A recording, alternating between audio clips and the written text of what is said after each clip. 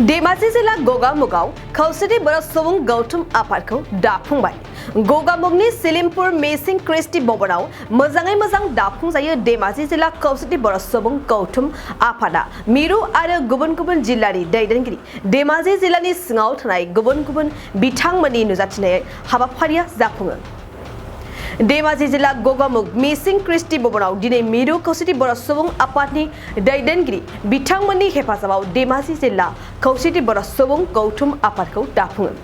बे दाफुंनायजों लोगोसे गुबुन गुबुन थांखिखौ नोजोर बोनानै मोनसे हाबाफारि लायो।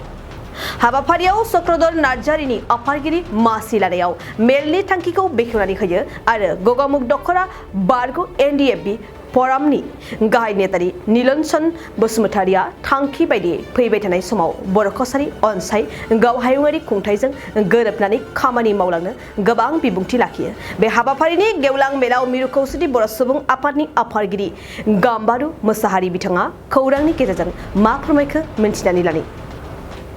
जोबोद गोजोनथाव बाथ्रा दिनै धेमाजि जिल्ला गगामुग नैबे मिसिं कालचारेल भवनाव Dhemaji district committee united Bodo' peoples फेडारेसनखौ दाफुंबाय। दिनै बे दाफुंनायनि फिथाइ बादियैनो आफादगिरि महरै सन्जय बसुमतारी आरो भाइस प्रेसिडेन्ट हिसाबै सुनिल नार्जारी आरो सेक्रेटारि हिसाबै गपिनाथ बसुमतारी बिथांमोनखौ लानानै धेमाजि जिल्ला इउनाइटेड बड' पिपुल्स फेडारेसन बे आफादखौ दाफुंनाय जाबाय।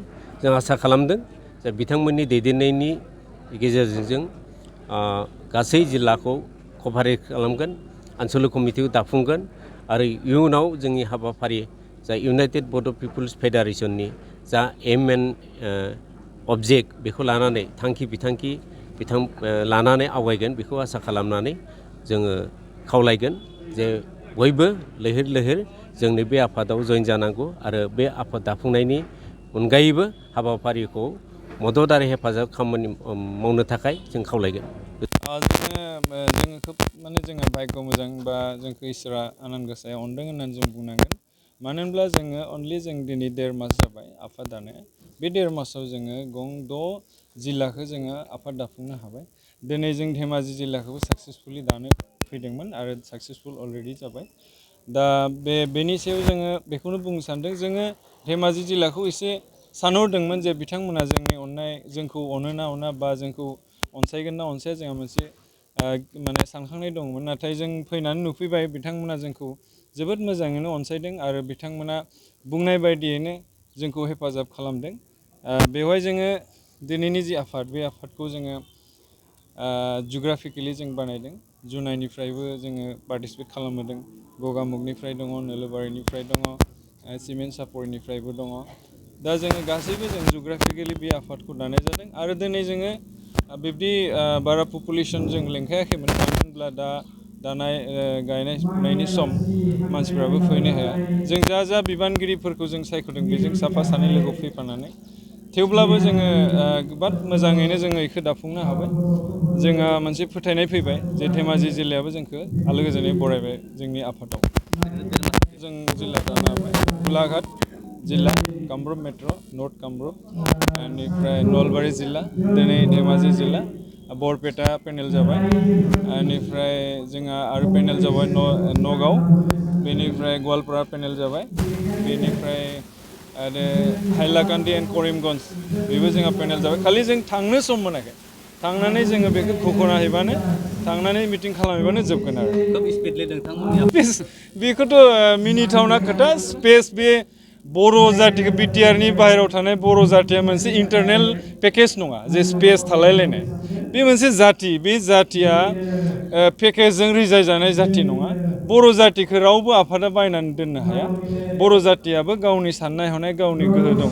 बयहाबो गावनि साननानै गावनि मोजांनि थाखाय आवगायलांनायनि जायगा दङ। बे स्पेस सोदोबखौ जाय बुंदों बे सासे मूर्ख। स्पेस होननाय सोदोबखौ जातिनि माहारियारिनि खोथायाव बुंजाया। बे मोनसे जाबाय इन्टारनेट पेकेज बा माबा मोनसे सिनेमानि पेकेज, बेफोरबायदियाव स्पेस सोदोबखौ बाहायजायो।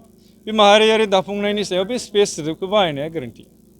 जोंना अलरेडि जों दा हाइलाकान्दियाव जोङो सानडे थांगोन, मानडेयाव बे हाइलाकान्दिया जोङो दाफुंनाय जागोन। बेनिफ्राय बरपेटा बेनिफ्राय गवालपारा, बेनिफ्राय नगाव, बेनिफ्राय 20 आगस्टआव जोंनिया लखिमपुर, बेनिफ्राय हुजायाव जोंहा लिंहरगासिनो दङ, हुजायावबो जों थांनांगोन। बेनिफ्राय जोंहा थाहैबाय इथिं गसाइगाव आरो गसाइगाव आरो धुब्री, बे मोननैजों मोनसे जोङो जिल्ला बानायगोन। आरो मोनसे जोंहा दंबावो वेस्ट कामरुप, बे वेस्ट कामरुपखौ जोङो एसे जुग्राफिकेलि जों मानसिफोरखौ बुथुमबाय थादों। अलरेडि बिसिनाबो पेनेल जाजोब्बाय, खालि जों थांनानै बेखेवना हैबानो जोब्बाय आरो। दा जों नामखौ जोङो पेनेल लिस्ट आउट खालामाखै, दा दसे थानानै खालामगोन, मोनगोन दायो नोंथांमोननो जों फोरमायना होगोन। प्रेसिडेन्ट सेक्रेटारि सोर सोरखौ लानाय जादों आरो मा मा आफादनिफ्राय बाहागो लादों बेफोरखौ जों गासैबो दान्दिसेनि उनाव गुवारै जों बेखेवनानै होगोन। खुलुमबाय, आंनि नामा सन्जय बसुमतारी, आं गगामुग हालामनि थागिबि। दा दिनै जोंनि मेरु आफादनिफ्राय बर' पिपुल फेडारेसन अर्गानाइजेसननिफ्राय जोंनि धेमाजि डिस्ट्रिक्टआव गगामुग मिसिं ख्रिस्टि भबनाव मोनसे आफाद डिस्ट्रिक्ट आफाद दानाय जायो। बेवहाय आफादगिरि हिसाबै रायजोफ्रा आंखौ सायख'नायलाय दिनै आं प्रेसिडेन्ट हिसाबै जोङो जाथिनि जेसेबां जेंनाफोर दङ, माखासे जेंनाफोर जोंबो सुस्रांलांनो हागोन नामा, बेबायदि मोनसे आसाजों जोंबो दिनै बे बड'लेण्ड इउनाइटेड बड'लेण्ड पिपुल फेडारेसनाव जोंबो जयेन जाबाय। दिनैनिफ्राय जोङो जोंनि हालामनि, जोंनि जाथिनि जेसेबां जेंनाफोर दङ बेखौ सुस्रांनायनि थाखाय जोंबो खामानि मावलांगोन होननानै आं एसेयावनो आंनि बिबुंथिखौ फोजोबबाय।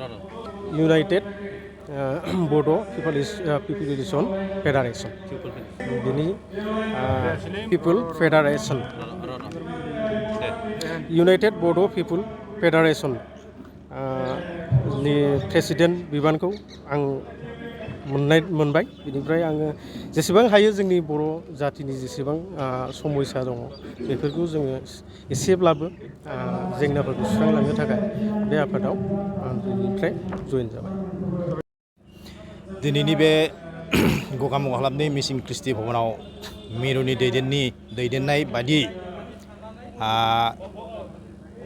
इउनाइटेड बर' पिपुल्स फेडारेसन दि सेन्ट्रेल प्रेसिडेन्ट सेक्रेटारि आरो CWCनि दैदेननायाव जोंनि धेमाजि हालामनि धेमाजि डिस्ट्रिक्ट कमिटिखौ दाफुंना होनाय जाबाय। बे हिसाबै आंखौ नेहाथारि बाबाव होनाय जादों आरो नेहाथारि हिसाबै जों हारिनि थाखाय बे आफादजों थाफानानै जेबायदि खामानि मावनांगौ बेबायदि मावलांगोन होननानै दिनै थांखि लानाय जाबाय। सोलोंथाइ बोसोर 2023-24नि थाखाय फरायसाफोरनो गोदानै मुं थिसननाय लानानै फैदों क'क्राझारनि डक्टर सभा ब्रह्म मिउजिक आरो फाइन आर्ट्स कलेजआ। क'क्राझार सहरजों नांजाबनाय हाब्रुबारियाव थानाय बिटिआरनि गंसेल' डक्टर सभा ब्रह्म मिउजिक आरो फाइन आर्ट्स सरकारि कलेजआव दायो फरायसाफोरनि गोदानै मुं थिसननाया अनलाइननि गेजेरजों सोलिगासिनो। फरायसाफोरा क'क्राझार मिउजिक एन्ड फाइन आर्ट्स.in वेबसाइटआव थांनानै मुंखौ थिसननो हागोन। 12 थाखो उथ्रिसारनाय फरायसाफोरा bachelor of fine arts, bachelor of music आयदानि थाखाय मुं थिसननो हागोन। बे सरकारि कलेजाव मोजां सोलोंथाइजों लोगोसेयैनो हौवासा हिन्जावसाफोरनि थाखाय आलादा आलादायै हस्टेलनि खाबुबो दं। गोसो गोनां फरायसाफोरा क'क्राझारनि डक्टर सभा ब्रह्म मिउजिक आरो फाइन आर्ट्स सरकारि कलेजाव गोदानै मुं थिसन्नोब्ला नैबे मबाइल नम्बर 9085292451 आरो 9365491257 आव थोंजों सुलाद लानो हागोन।